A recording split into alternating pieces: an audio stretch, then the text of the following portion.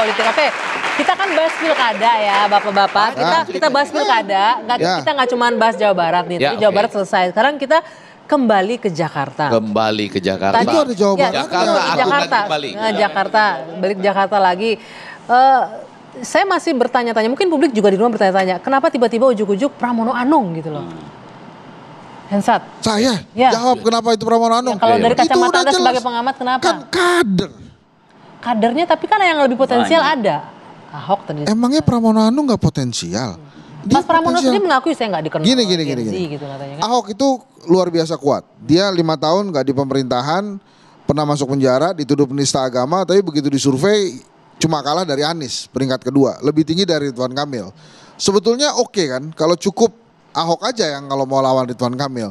Cuma kan Ibu Mega kelihatannya punya pertimbangan-pertimbangan. Mungkin ada kaitannya dengan peran seseorang yang sampai 20 Oktober tadi. Apa pertimbangan Bu gitu Mega, ya? Bang Ciko? Ya nanti Bang Ciko ya, silakan Bang Ciko dijawab Bang Ciko. Kalau udah pikir-pikir jurang ini silakan. Kalau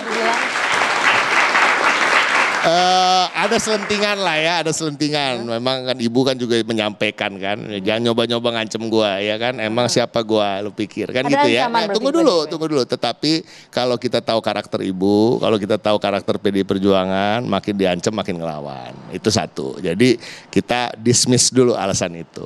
Kalau bicara soal Ahok, banyak hal yang menjadi pertimbangan. Satu, Ahok memang dibutuhkan untuk membantu calon-calon yang sedang maju di berbagai daerah lain. Itu satu ya, sebagai salah satu ketua DPP dan saya juga berada di tim pemenangan nasional, kita memang udah bikinin schedule dia beberapa bulan lalu untuk turun ke daerah-daerah pemilihan. Itu satu, bahwa memang kita tidak terpikir bahwa Pak Ahok akan maju. Yang kedua, kalau kita bicara soal survei, Bang Hensat juga bisa lihat dari survei Litbang Kompas ya. Dan ini juga terkait dengan Anies sebenarnya. Kalau kita bicara kedua tokoh ini, memang mereka elektabilitasnya berada di tingkat 1, 2. Tetapi kalau kita bicara resistensi, kedua tokoh ini juga resistensinya paling tinggi dibandingkan tokoh-tokoh lain. Jadi ada survei yang menanyakan, ya kan, apakah ya kira-kira lo anti nggak sama mereka, sama sosok ini gitu.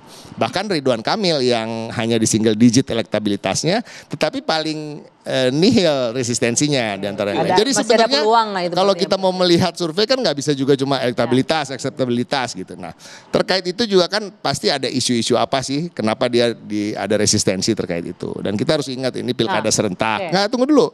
Dan ini terkait dengan strategis, sangat strategis untuk partai. Dan benar-benar kita harus melihat apa sih isu Jakarta kan bisa menjadi isu nasional. Kalau ada polarisasi misalnya, ya kalau ada kembali lagi kampanye-kampanye yang mengedepankan primordialisme misalnya, atau tadi kata-kata penista agama tadi keluar. Apakah nanti akan berdampak untuk PDI Perjuangan di pilkada serentak yang lain? Ini juga harus pertimbangan. Jadi pertimbangannya nggak cuma satu variabel. Mungkin memang ada manuver-manuver dari pihak luar yang dianggap kekuasaan. Pengaruh-pengaruh kekuasaan itu ada? Mungkin ada masuk ya kan.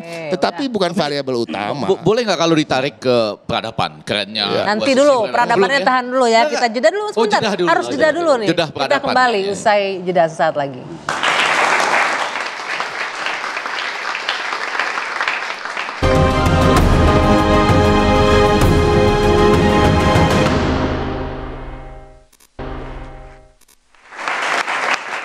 Ege, saya kasih kesempatan. Dengan yang terjadi sekarang tadi kan ada masuk maknanya kalau ditarik ke peradaban seperti apa? Apa yang terjadi ini? Posisinya ini diingat-ingat dalam konteks peradaban. Yang pertama, saya sampai sekarang masih cari siapa yang bikin gara-gara habis pilpres langsung pilkada serentak. Itu juga nggak ada di dunia dan akibatnya seperti ini.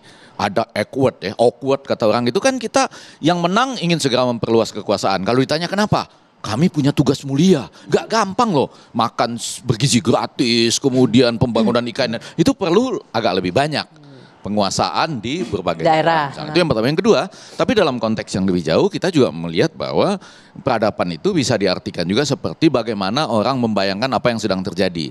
Bagi PDIP kan lagi sedih tuh, pernah ditinggal oleh kader terbaiknya misalnya. Nah sekarang kalau dikasihkan kepada orang lain, ya kan? Jangan-jangan nanti ninggalin kita. Itu kan bisa menjadi pikiran juga. Pada sisi lain ada juga peradaban yang mengatakan ya dulu ya, kan Anda pernah janji pada Prabowo misalnya untuk nggak maju kalau Prabowo maju. Itu kan diingat-ingat juga dalam konteks peradaban politik.